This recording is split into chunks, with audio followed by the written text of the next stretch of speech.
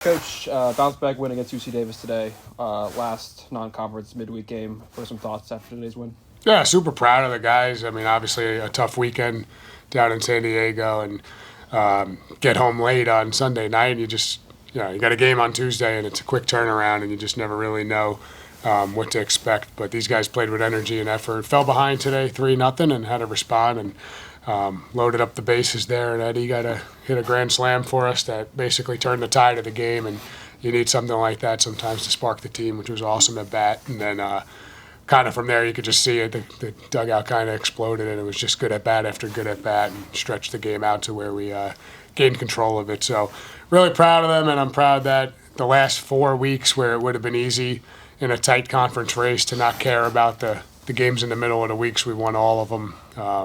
San Jose State, Cal, Nevada, and this one against UC Davis. I think it says a lot about these guys and the program in general, and the culture and the leaders that we're able to show up on days that sometimes teams say it doesn't really matter today, and win all types of games, high-scoring games, low-scoring games, comeback efforts, home, away. Really proud of that, because I know that's been a struggle for us in my time here to stay locked in and stack up these wins towards the end of the year. Pat, you didn't really get going at San Diego until that series finale. You come back today with a 3-for-5 day. What do you do recently to kind of get back into your groove here, and what can you do to extend that into this coming weekend? Yeah, the biggest thing for me is just not overthinking. For a while there, I let a couple of bats pile up, and then I was going to the plate thinking way too much. And then the last 2 games, I've just been seeing ball, hit ball, just going back to basics, just trying to tap the ball rather than hit a home run, and the home runs will come. So just simplifying the whole thing helps a lot. What was the message in the dugout today? You guys are down 3-0 through the first 4 innings. Offense is kind of slow. What's the message in the dugout during that time? The message is stay in it. We'll have our big inning eventually. Just keep it close, and then we'll explode, which we did. Eddie, grand slam today. I believe that's your third this season. And at that, what's your mentality at that plate? You're down 3-0. You need that big hit. You got the bases loaded. What's going through your head at that time? Try not to worry about the situation too much. I know we're down and we need to get something going, but if I just stay true to myself and trust my swing in my hands, I know I'll deliver, and try to do my best for the team. Coach, bullpen day today. A bunch of guys throw. Overall, what do you think of the pitching today? Oh, really good. Cupid gave up the 2 runs in the first, but no one really hit a ball hard. We probably should have got out of there with no runs. He put a few guys on. And if you put guys on, unfortunately, a ball can find a hole to a tightened up defense that is not in their regular position. So, but pretty much after that, it was nails.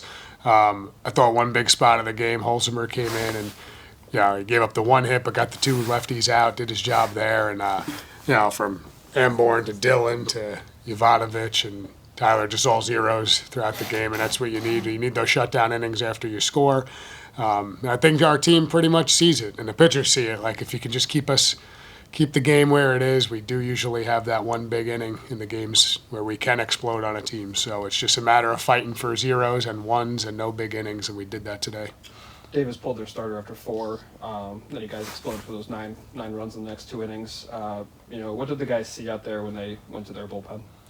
Yeah, well, I mean, sometimes we do a good job on the starter and can't get to a bullpen, and then other days it's ride out the starter until you do get to the bullpen, which was kind of Sunday and today. I mean, every guy that comes out of there presents a new challenge, and it's usually on us to just stay locked in, stay focused, like these guys said, and stay out of our own heads. And it's funny, like Pat's both days where he got going, it started with kind of a cap shot or a bloop hit, and then he gained the confidence to go. And we keep trying to tell them, you guys are good enough to do this against anyone. You just got to get out of your own head. So it's more about us than the other team, to answer your question. But yeah, their starter was pretty good, and he's thrown on weekends for them, and I think they got all they wanted out of him. But luckily, we stayed in there close enough to do some damage on the other guys.